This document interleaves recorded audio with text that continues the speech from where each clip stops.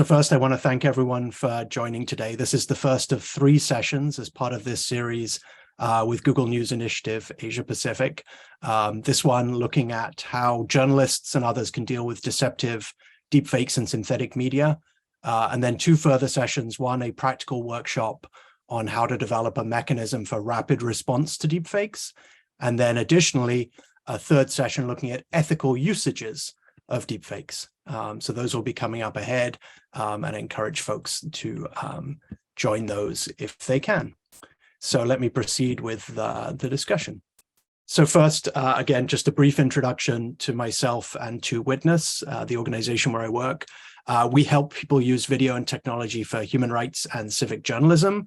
And I lead an initiative at Witness called Prepare, Don't Panic, that's focused on supporting an inclusive global response to malicious usages of deepfakes and new forms of audiovisual manipulation, and on supporting innovations in media trust, provenance, and authenticity to, so to speak, fortify the truth.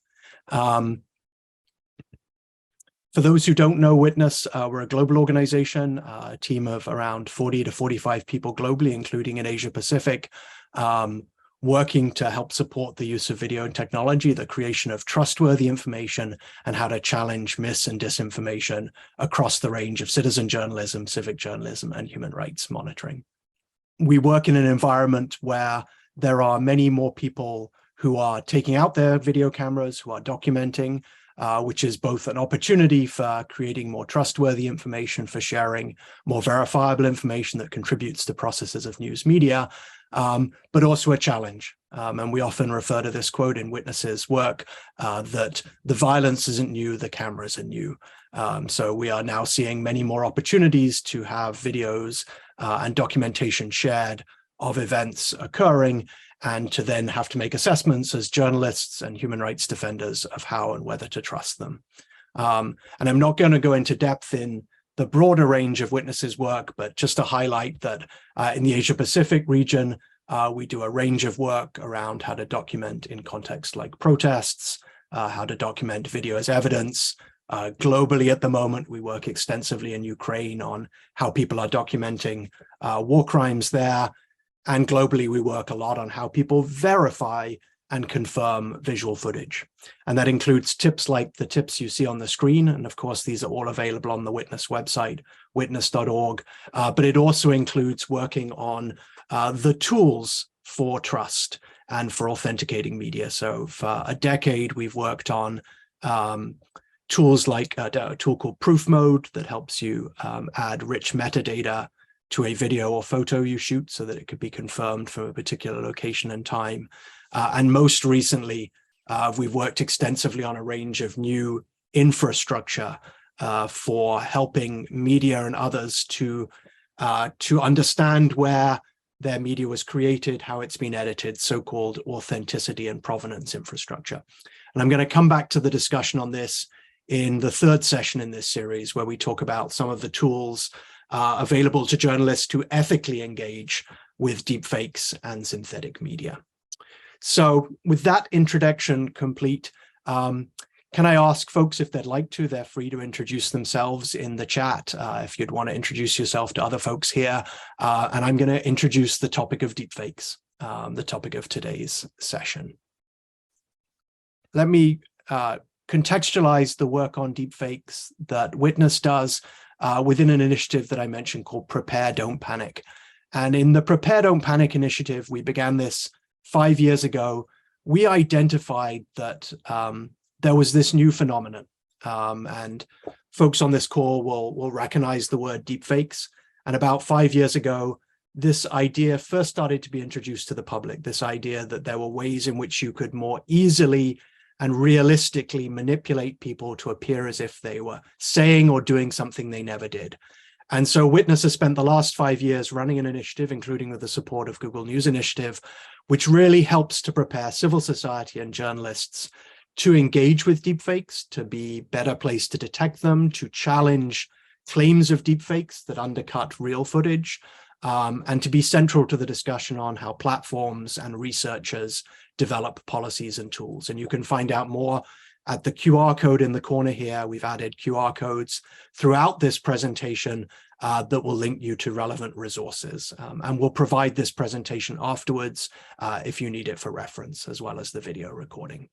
So in the Prepare, Don't Panic initiative, we come from a particular perspective, or two approaches at Witness. One is to say, prepare, don't panic. And part of the reason for this is we see that there's a lot of hype around deepfakes, and I'm going to continue to talk about that in this presentation. But there's also a rapid development of these technologies, and I'm also going to explain that. So we need to balance the two. We need to balance pushing back on the hype, because the hype can be really harmful. It can also enable people to use claims of deepfakes more easily, say, well, we're surrounded by deepfakes, these could be used. And it makes it harder to come up with well-grounded solutions, grounded in the realities of what's happening now. So that's the first thing we say, is prepare, don't panic around deepfakes. And the second is we emphasize that it's really important in the current context, when we look at deepfakes, to really draw on the expertise of people like yourselves on this call, folks who are doing fact-checking, journalism, human rights work globally, and make sure this is not a conversation that just takes place in Silicon Valley or Washington, DC, or London or Brussels, but is one that is inclusive of the voices of journalists and human rights defenders and critical fact-checkers globally, and the tools that they need, the policies they need. So I'm going to cover three areas in today's discussion. This is going to be quite a rapid introduction to deepfakes to really help ground you in what this is. I'm going to talk about three topics. First, the technologies, what can they currently do? Then the threats, what you should be afraid of or aware of. And then thirdly, the solutions. Can you spot deepfakes? How should you prepare for detection? What are the options available to journalists and fact checkers? So first, deepfakes, what are they? So I want to start with a slide that shows the range of deepfakes, or the range of what we also call synthetic media. So synthetic media is this idea of a range of ways in which you can create manipulations of video and photos and audio using techniques derived from artificial intelligence. And what I show on this screen here is there's a really wide range already in the both commercial marketplace and in specialist contexts for this synthetic media. And so you're probably familiar with some of the things you'll see on the left of the screen here, right? So, for example, a tool to animate the face of, in this case, my great-grandmother, right? I took a photo of her, I colored it using an AI tool, and I animated so I can see what she looks like. I never met her. She died before I was born. And here you can also see a video that takes Ukrainian President Zelensky and puts Tom Cruise's face on him. Now, both of these were done with a tool that required a single photo, a commercial app. So any of us could have done that. On the right-hand side, you're seeing the opposite end of the synthetic media spectrum. So most of you have probably seen these videos as well. These are videos which appear to show the actor Tom Cruise in a series of candid TikTok videos. The TikTok account is called Deep Tom Cruise. And this is at the opposite end of the deepfake spectrum and the synthetic media spectrum. This was done using a very talented impersonator, advanced techniques, a lot of refinement of those techniques, and additional visual effects. And so I want us to think about these two extremes, but I'm also going to talk a lot about the space in the middle, which is, I think, where often people, as are learning about deepfakes and synthetic media, have less understanding, right? We're very familiar with the single photo manipulation, or we're very familiar with the face swap deepfake. So let me go on to talk a little bit about them. First, I'm going to explain very basically, technically, what we're speaking about with deepfakes, which is to say we're talking about a series of techniques built on advances in artificial intelligence and machine learning. Typically, they draw on large data sets of text, audio, video, or photos. So in this slide, we provide the training data. For example, if you want to make a face swap of my face, I need both training data of many faces and training data of my face, right? Examples of my face that you might take off Instagram or YouTube, or that I might provide to an algorithm. And then people often talk about the cat and mouse game of making deepfakes. And they're talking about one of the techniques that's used in the artificial intelligence processes, which is something called a generative adversarial network. And what this is really you set two artificial intelligence networks, a generator and a detector, against each other. And so what you do is you ask one system to generate fake images or photos or video or something, and the other system to detect them. And every time the detector detects something in the generator improves. And so we use this analogy of a cat and mouse game. You know, the cat learns a technique, the mouse learns to hide better. The generator improves the image, the detector spots it, the generator improves. So this constant process of improving the quality of the realistic looking fake image. And there's lots of different underlying techniques here, and I'm not going to talk about them. Here are some examples of the types of neural networks that are used in this. You don't need to understand the specificities of these, but it is helpful to understand that they rely on this, often on this cat and mouse game of improving the quality as you feed it more data and as you refine the tool. So what are the technologies capable of? So let me give you a little snapshot into the range of technologies we're talking about in this context. So some of it is simple and relatively commercialized already. So you can do this in existing Adobe and open source tools, right? Remove the cars from the video to make it look more attractive, right? So editing out objects in a video, you can do that if you have the latest edition of a Google Pixel phone, right? You can, in this case, edit out the people in the background of the video. So you have this flexibility that is now built into our consumer tools to edit and remove from photos and videos relatively seamlessly.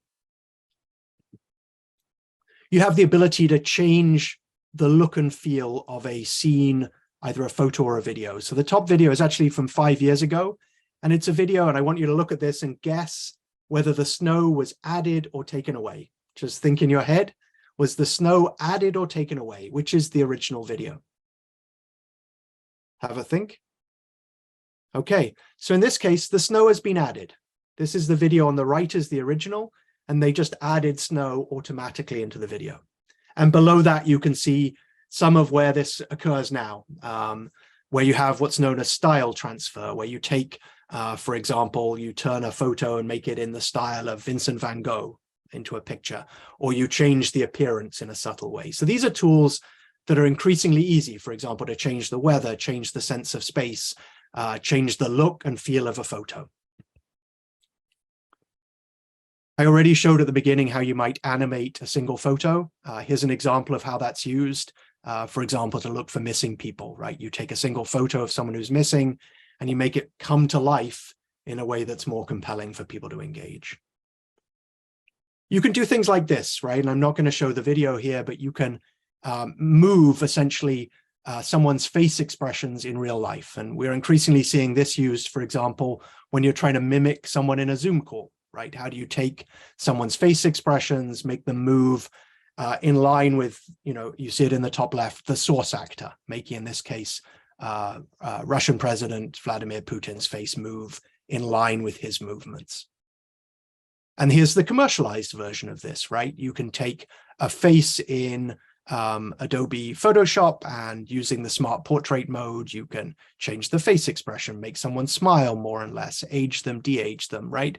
And again, see here that this is overlapping to the types of things you can do with a filter in TikTok or Instagram, right? So there's a lot of blur here happening around these tools. And we as journalists and fact checkers and people trying to assert the truth need to really think about, where are the boundary lines here, and how do we help people know when something is malicious versus playful, right? And I think that's one of the key dilemmas for journalists as you start to see this used satirically, is how to distinguish between the two characteristics.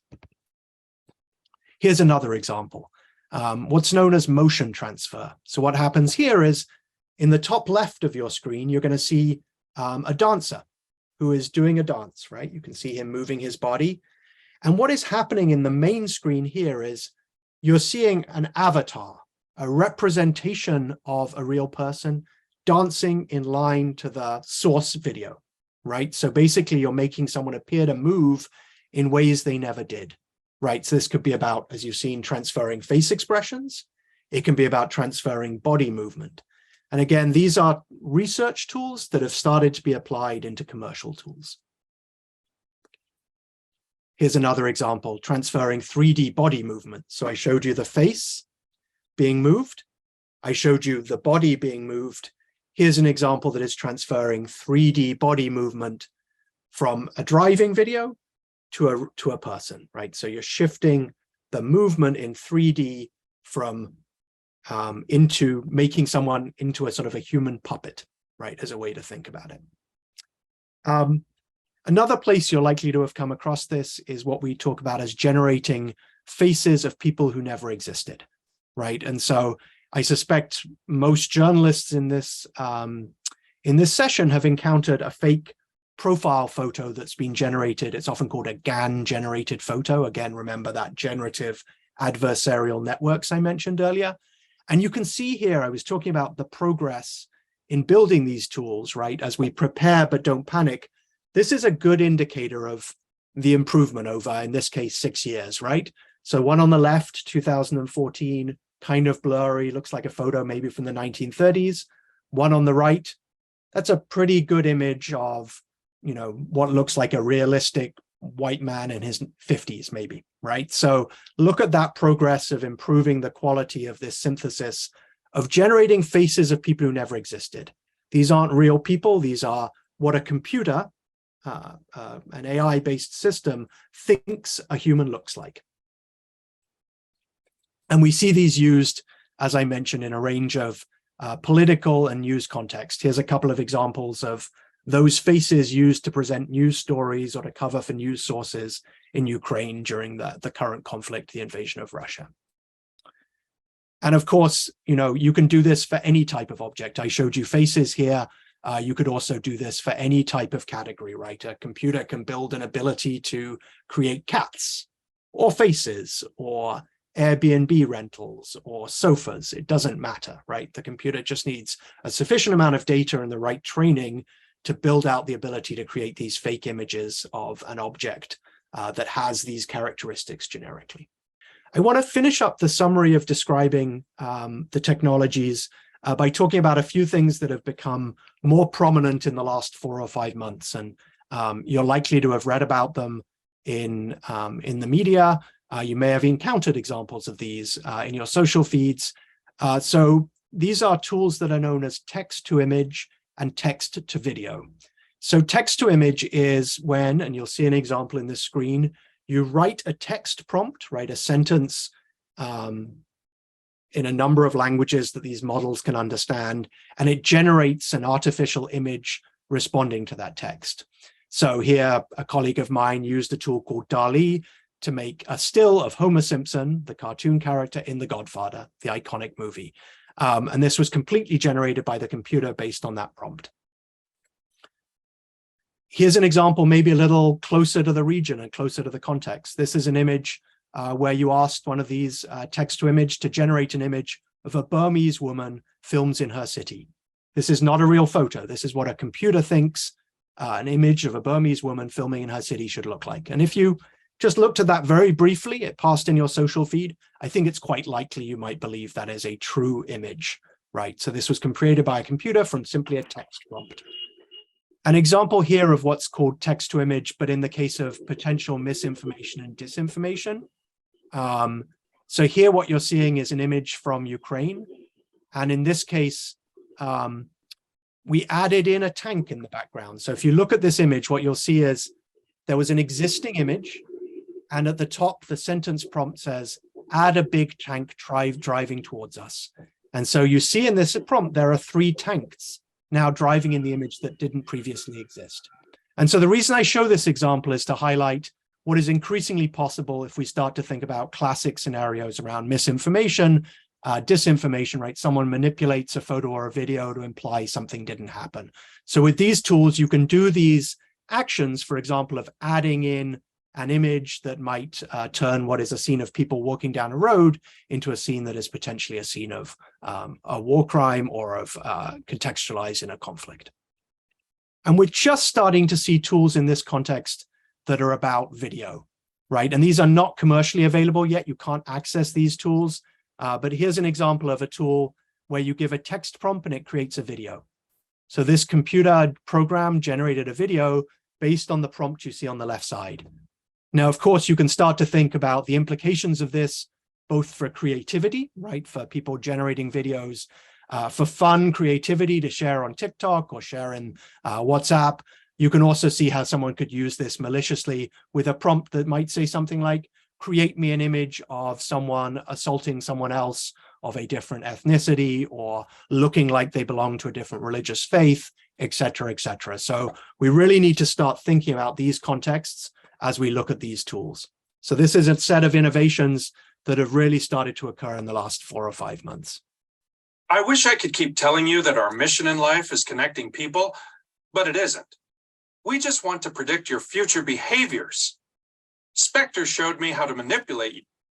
So the example I just showed here is of something known as lip sync dubbing. So the reason I showed it is this is probably the one that is most commercially available within the synthetic media set of tools. And so with lip sync dubbing, what you do is you match someone's lips to a different soundtrack, right? So here you have the Meta CEO, Mark Zuckerberg, apparently talking about a conspiracy behind Meta, behind Facebook.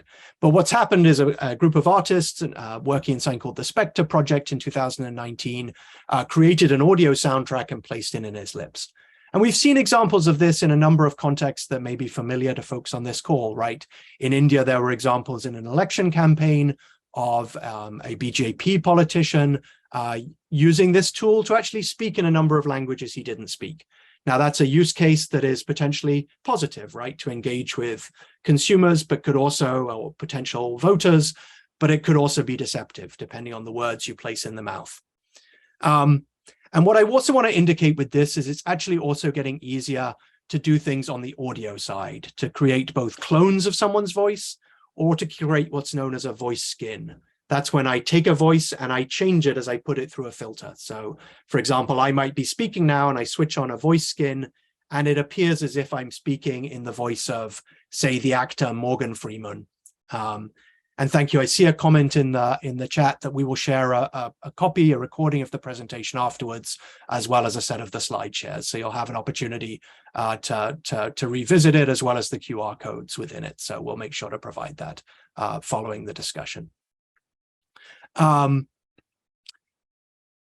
of the work in synthetic media overlaps with some of the discussion around another area that is often discussed in the tech world, the idea of the metaverse and of avatars and synthetic humans. So this is a company here that produces human-like people who can do short presentations, who you can just write text for and they speak. And they're a little bit like those faces of people who never existed. They are human-looking avatars of people who don't exist.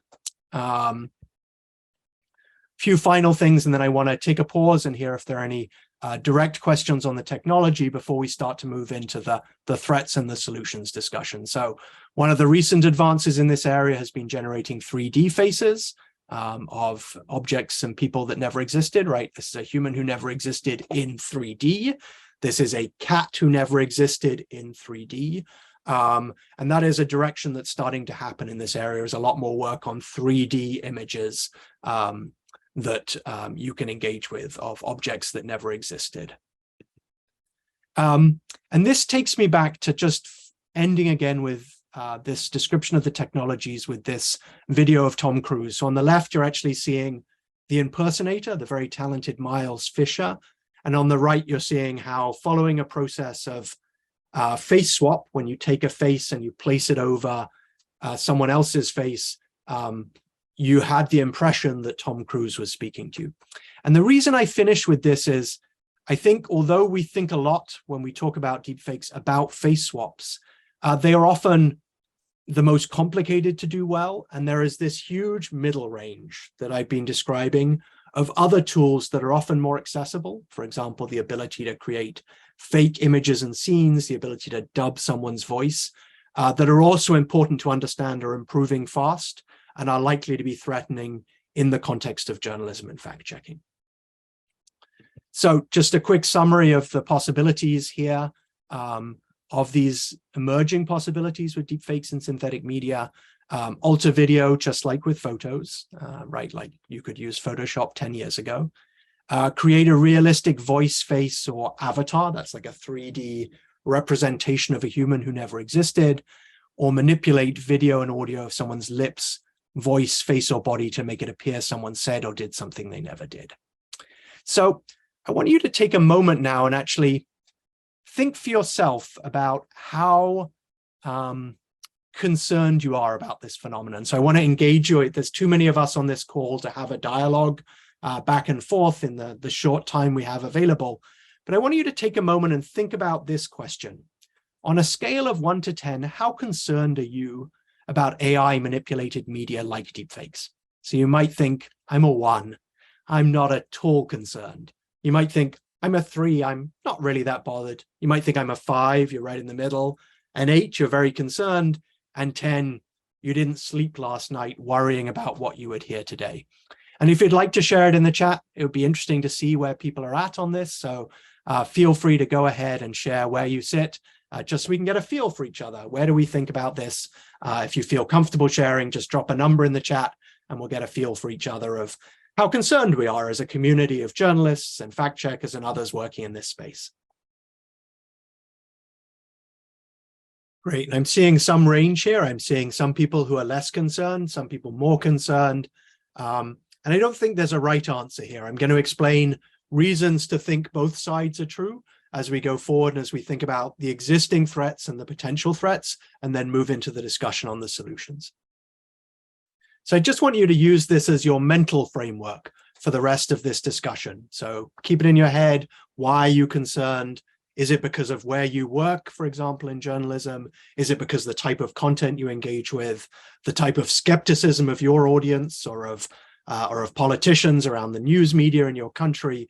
Really use that frame to help you understand this analysis. So let me take a moment to also reflect that as I look at this problem of deepfakes, I also work extensively with other forms of misinformation and disinformation that currently exist. And I often hear people say something along the lines of this quote, right? Seriously, my problem is with all the other fake news, in quotation marks, not deepfakes, or I have 1,000 problems and deepfakes aren't yet one of them, right? There are other problems that I face as a journalist or a fact checker. So I want to just talk about reasons to understand whether you should be concerned or not. So as a journalist, should you be worried? So I want to give you a little bit of the context of what is changing. Here are some reasons to take concerns about deepfakes seriously. So as I discussed in the technologies, some forms are getting progressively easier to do with less data and with less training on a specific person. So if you remember my discussion about that idea of the training data and then building the model, well, with some forms of synthetic media, it's getting easier to do that better with less training data and less training on, say, to build a deepfake of Sam, you need less data of me, less computer GPUs, less intensive data usage to create that deepfake of me, that false image or photo or audio. Additionally, audio and images are improving rapidly, as well as these text to image formats, right? As well as what we might think as multimodal, that's combining it, right? So a deep fake that also speaks with that dubbing of the lips, right? So combining audio and video movement is getting better. And there's an increasing commercial investment in this, right? So the big thing in Silicon Valley right now is something called generative AI. And generative AI includes a lot of the work on synthetic media. So people are throwing money and research capacity at this area, often without thinking about the implications globally and for journalists and others who will have to deal with potentially the harms that are created by this explosion of research and of companies in this space. Some other reasons to take this seriously. It's increasingly available on mobile devices, right? Those examples I showed you of the one image at the start, many of those can be done on mobile. You can buy it as a service, right? So unfortunately, this is particularly true of non-consensual sexual images of women. You can unfortunately find on the dark web places where you can pay for those deepfake images. Detection is not yet adequate, and I'm going to explain that in a moment. And our brains aren't really equipped to cope, particularly with the video and audio deepfakes. We're just not cognitively well equipped to step back from watching a video that looks realistic in a context where we expect realism and second guessing it, right? Not in a Hollywood movie, but say in a context where we're expecting realistic video in front of us. So I'm going to take about five or 6 or 7 minutes to prioritize some threats and then move into really explaining some of what's happening on the solution side. So how do we prioritize threats? I think the first thing to say is we should be careful of the kind of apocalyptic scenarios, right? I'm based in the US, my colleagues are globally, and in almost every country, you've had these kind of hyperbolic news headlines that say things like deepfakes will swing the US 2020 elections, the Brazil 2022 elections, and usually this has not been true. Instead, what we've heard, and we ran a series of training sessions, convenings globally, including in Southeast Asia in 2020, and we'll be doing more next year, which I hope some of you may be able to participate in, that really asked journalists and human rights defenders and fact checkers and social movement leaders who already deal with these problems what they worried about. And, you know, as I move forward, I'd ask you perhaps to drop in the chat again as a way of participation, just observe like some of the existing problems you grapple with around not deep fakes, but related problems in the region, what we might call shallow fakes, right? You know, a video that's taken out of context, a photo that someone claims is from one place that is from another. So if there's a particular thing that you are most worried about the existing manipulated media context in the APAC region, if you want to drop it in the chat, we'll see some of those coming up as we move into the discussion of what we heard as we've done this ongoing process of looking at the threats that occur and talking to people who are on the front lines of dealing with manipulated media threats. So what I want to tell you first is that there's kind of good news, bad news about deepfakes at the moment.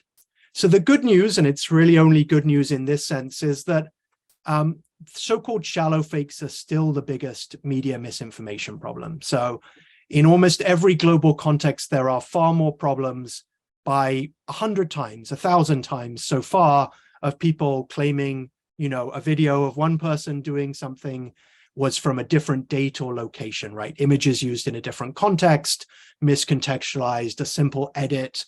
I'm seeing these examples shared in the chat, right? This still remains the biggest problem. And one thing we heard in our convening work is there are still not good tools to deal with that. Like, for example, reverse video search available more easily in Google Lens or in TikTok or in Instagram or Facebook. So the good news is deepfakes are still not the widely scaled problem that shallow fakes are.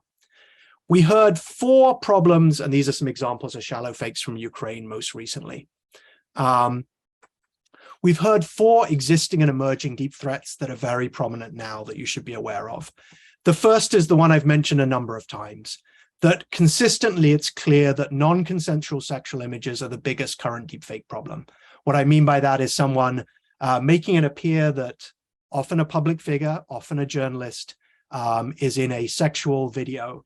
There is data from a few years back that found that a vast majority of deepfake videos online were these types. I'm not sure that's accurate as a number because now we have many more consumer tools to create deepfakes, but it's certainly true that the research continues to show that particularly women journalists, also LGBTQ public figures globally are targeted by these deepfake videos. So this is an existing current problem that also has many of the dynamics I was mentioning about how it's getting easier. So unfortunately, there are tools online that have been available for a number of years. So here I'm sharing screenshots of a tool that was discovered in 2019, another from 2021 that enable people to just feed in images of someone into an online tool and get back non-consensual sexual images and videos. So this is a prominent problem, and it targets journalists often, trying to attack their credibility, trying to shame women journalists and public figures. The second I've mentioned already is these fake images of people that do not exist. These are fairly common, both commercially used, including on LinkedIn, as well as to cover for fake sources that you might encounter, for example, on a Twitter feed, or claiming to be a real journalist or a real source. The third area that we're seeing repeatedly is what's known as the liar's dividend. This is when people take a real video and claim it is false and say, well, there are so many deepfakes, it's so hard to spot them. This could be a deepfake, who knows? I'm showing two examples on here from globally, one from a real video of the former president of Georgia, who returned to Georgia, the country Georgia, on an election eve, and the ruling party, the government in office, said, no, this is a deepfake, dismissed it as a deepfake. The second is from a context in Africa, where a video of the president, who had been unhealthy and not filmed for a while, was claimed as a deepfake and led in part to a coup d'etat targeting the president. And we're seeing this increasingly. It's this ways people say, well, you can't believe the videos you see, they could be faked. And it plays into one of the problems I'm going to discuss in the solutions section, which is that we don't have good access to detection tools, particularly globally, and particularly for a range of journalists and fact checkers outside of big media in US and Europe. And so this makes it easier for people in power to say, that video is a deepfake, dismiss it, when in fact it's real, perhaps compromising them. And this is one that we've actually seen a number of examples of, even in the last few days, which is essentially business fraud with video. And so the reason I say this in the last few days is even just this weekend, you may have heard about this scandal involving a crypto exchange, and the founder of that appeared in a deepfake video, trying to lure people to share financial details, claiming they were going to be reimbursed for their losses. It was a deepfake. Elon Musk appears repeatedly in these fraud deepfakes. There's even a site where you can generate your own fake Elon Musk video. And we also see a lot of that with audio. So this is a misinformation problem. It's a gender-based violence problem. It is a problem that pays into the power of people to dismiss images, and it is a fraud problem already. Yeah, and it relates, as someone's noting in the chat, to other strategies that are being used in a broader mis and disinformation. So really always good to contextualize synthetic media tools in existing patterns in which people are trying to spread mis and disinformation, challenge journalistic accounts, use fake accounts, etc. So reminder of the approach that we're taking in this work. When we did a series of those global meetings that I talked about a little bit earlier, we heard a range of threats prioritized, and some of them are the reason why I'm here talking with you. Is we heard a lot of feedback, including concerns from journalists about how this would undermine both citizen footage that they might use as a source, overload them to have to defend their own journalism. It would undermine the evidentiary value of video, and it would become increasingly complicated and burdensome to do things like verification. So among the reasons we've been doing this work with journalists and fact checkers, and among the reasons we're also holding the second session in this series, is really to come up with ways to think about improving access to detection, improving access to authenticity tools for journalists and fact checkers and human rights defenders globally in an equitable way. And you can read much more about this in the reports published on the Witness website. You can dig deep into the analysis that came out of different regions, including the Asia Pacific region. So I'd like to move now to talking about solution areas and give you a strong sense of what is happening in those areas. And we'll continue this discussion as well in the third in the series that takes place a week from now, where we'll look a little bit further at a few solution areas we won't have time for this week. But I want to start by talking about a few solution areas that come up a lot. Can we teach people to spot these? Are there tools for detection, and who has access? And then how do we build on existing journalistic skills and coordination?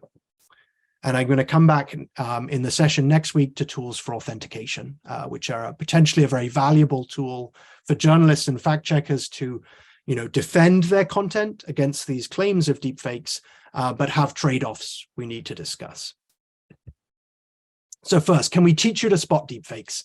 I'm going to do this using image deepfakes, these people who do not exist. And we're just going to do a little fun exercise, just looking at some images generated using one of these detectors and seeing if you can guess which is the real and fake one. And I'm going to ask you just to drop in the chat a quick response. You can say left one real, right one fake.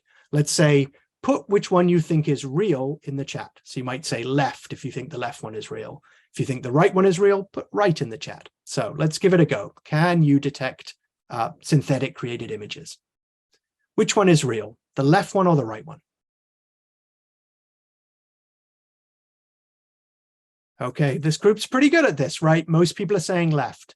And one reason we might think about that is, well, look, there's like a weird little earring hanging off the back of this person's head, right? So that was an easy one to start with. What about this one, left or right?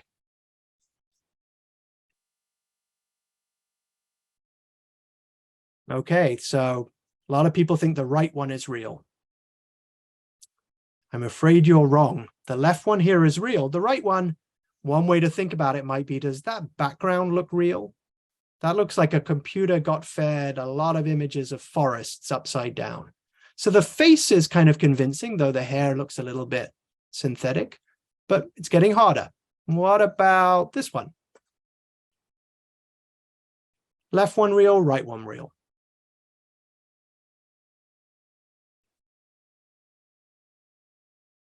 Okay, this is an easy one, actually, because the lady in the left one is drinking a beer glass. You would either have to train a whole tool to build photos of people drinking beer glasses, or that's the real one. So the person on the right does not exist. And a final one. Left one real, right one real.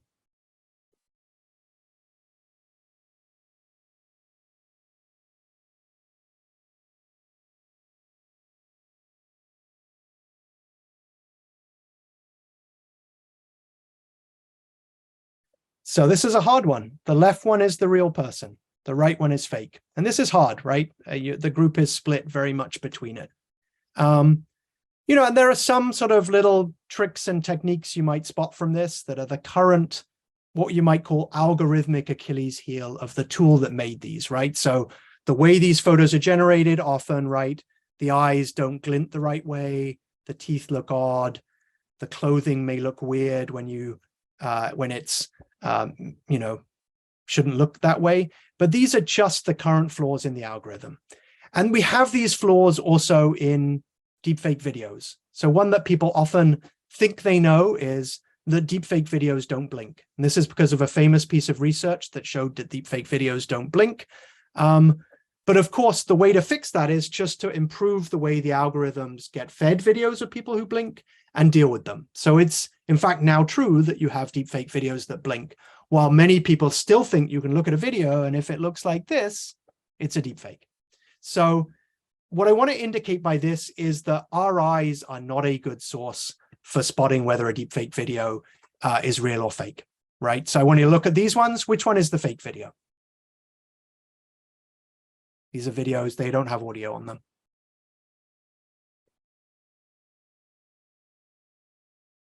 Have a guess in your mind which one was fake?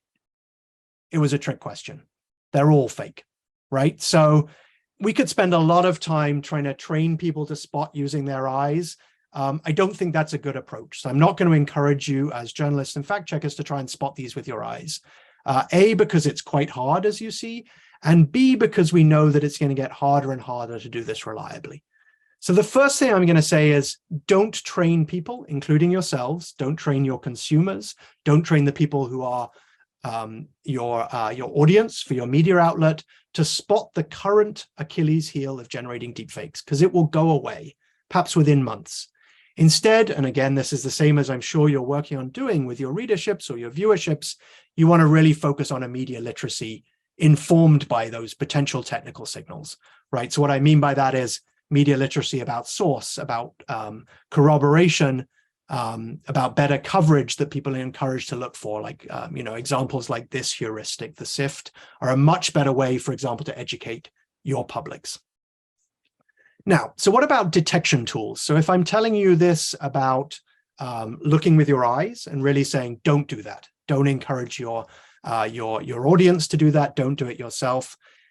There are real challenges with detection tools. Unfortunately, it would be nice to say if technology generated, technology should detect it. And the reality is that most detection tools do not work very well. So I'm going to share an example of an online detection tool you can encounter. I put in a video. It's a well-known video of President Obama, and I just made it low resolution, like many videos you encounter online. And I'm not going to show you the test. We could run it live, but it said this video was real. And the reason it didn't detect that it was a deepfake is because many of these detection tools don't work well on compressed videos. But the problem is, of course, that compressed videos is often what we're encountering. We don't deal with, original resolution videos in most of our work. We encounter them after they've been compressed by, say, Facebook or WhatsApp or YouTube. Here's another example with a different detector, in this case for fake faces, which says this is a real person. It's a plugin you can have on Chrome. None of these are real people. So there are tools available online, right? These online deepfake detectors. I'm telling you, don't rely on those. I don't think they're yet at a stage where you can use them, and they don't give you enough information to be used reliably. So these tools are just starting to be available, but they don't work well for the context you're in. They don't work well for compression. They don't work well looking at media that moves across platforms. And often they don't work well for real-time checking. So this is a gap, and I wish I could say, hey, here are the tools for you. Let me just hand over a tool pack, but we have not yet reached that stage. And it's part of what's important is for communities of journalists and fact checkers like yourself to be pushing for what you need in these tools to address these types of challenges. So, there are tools out there. As I said, the online tools don't give you the types of data you really need, and they don't tend to work very well if the tool doesn't know the way in which the deepfake was created. So if you used any one of those 20 techniques I showed, many tools work well for one technique, but give false positives or negatives on other techniques. And that's, of course, really problematic if you're trying to rely on them. Is there good news?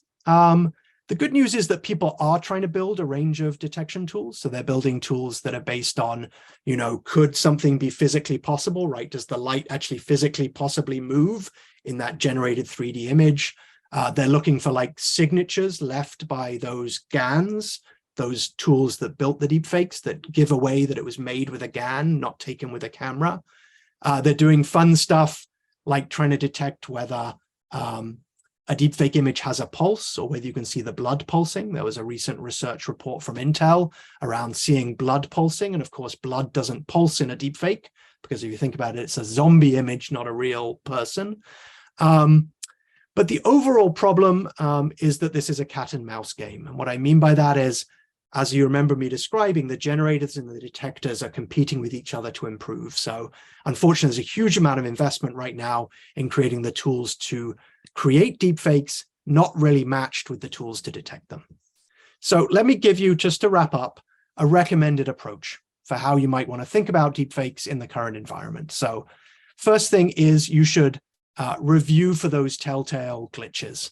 As a journalist, I think they're a good sign to at least look for, right? I'm not saying you should tell your consumers or your audience to do this, but you can do things like look for the distortions at the hairline, the lack of detail on the teeth, absence of blinking or inconsistent blinking, glitches when the head turns sideways.